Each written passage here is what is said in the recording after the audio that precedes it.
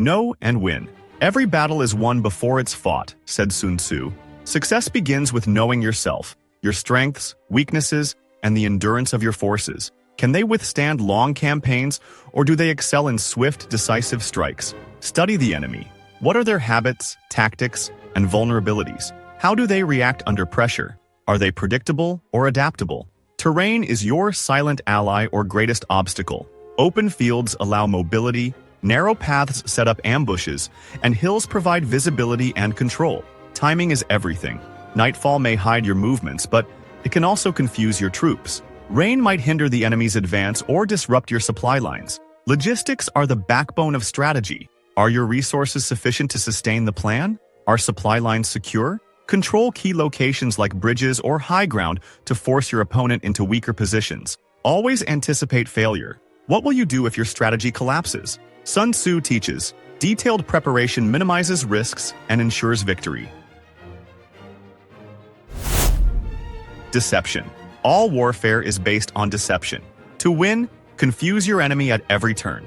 When strong, act weak. When close, appear distant. Use these tactics to disrupt their plans. Fake a retreat to lure them into a trap. Create false supply routes to divert their forces. Decoy camps mislead scouts and protect your real strategy. If they defend one flank, attack the other. If they expect a siege, strike quickly. Timing is key. Use distractions like small skirmishes to hide your true attack. Deception is not about lying. It's about strategy. If the enemy assumes your forces are far away, let them grow overconfident, then strike when they least expect it. Hide your movements by using decoys and misinformation. For example, leave tracks heading one way while advancing in another. Control their perception, and you control the battlefield. Sun Tzu's lesson: victory belongs to those who outthink and outmaneuver their opponents, making deception the ultimate weapon. Would you deceive to win? Like if you think it's genius? Comment if you believe it's dishonorable. Silent victory. Victory begins long before the first strike. Silent victory is about defeating the enemy without a fight. The key lies in breaking their will and dismantling their plans before they can act. The first step is disruption. Block their resources, confuse their strategy, and leave them scrambling. Next, isolate them. Remove their allies, turning partnerships into weakness. Finally, use fear and doubt as weapons. If an army believes they've already lost, they will surrender before the battle begins. One famous example comes from World War II. The Allies staged an elaborate deception with fake armies and radio signals, leading Germany to believe an invasion would happen far from Normandy. Their forces were stretched too thin to resist the real attack, and the battle was won before it started. Silent victory isn't about brute strength. It's about strategy, control, and outthinking the opponent. Win in their minds, and you'll never need to fight on the ground. Weaknesses. Sun Tzu said, "Avoid what is strong and strike at what is weak." The key to this strategy is targeting vulnerabilities, not strength. Look for gaps in their defense. If their forces are concentrated on the front, attack their flanks or rear. Use terrain to your advantage. Trap them in narrow paths or cut off their retreat through rivers or valleys. During sieges, instead of wasting time and resources on fortified walls, focus on isolating key strongholds or destroying vital resources like water supplies. Flexibility is critical. Observe how the enemy responds to pressure and adjust your plans to exploit emerging weaknesses. If their morale is crumbling, apply psychological tactics like spreading fear or misinformation to destabilize their ranks. Precision matters. Focus on disrupting coordination.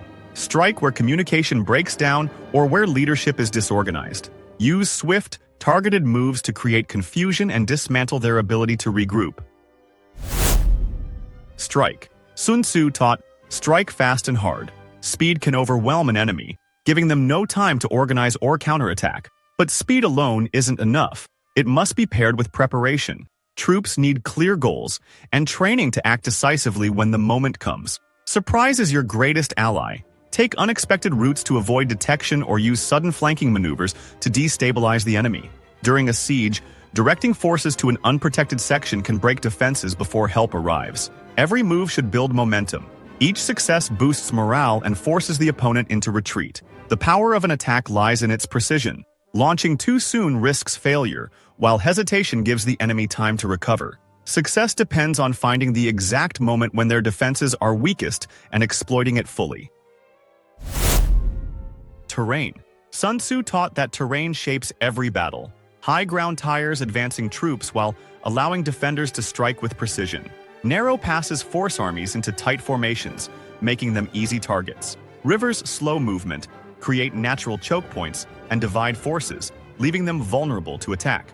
During the Battle of Agincourt, English forces used muddy fields and dense woods to trap the heavily armored French cavalry, making their size and strength useless. Hannibal, crossing the Alps, not only outmaneuvered Roman legions but used the treacherous terrain to hide his movements, launching a devastating surprise attack. In deserts, water supplies dictate survival, forcing armies to guard or seize wells. Forests conceal troops and create perfect conditions for ambushes but limit visibility for larger units. Mountain ranges act as natural fortresses, but losing control of key passes can trap entire armies, cutting off reinforcements and supplies. In modern warfare, terrain still matters. Urban environments provide cover but complicate logistics, while open plains favor mobility and long-range attacks.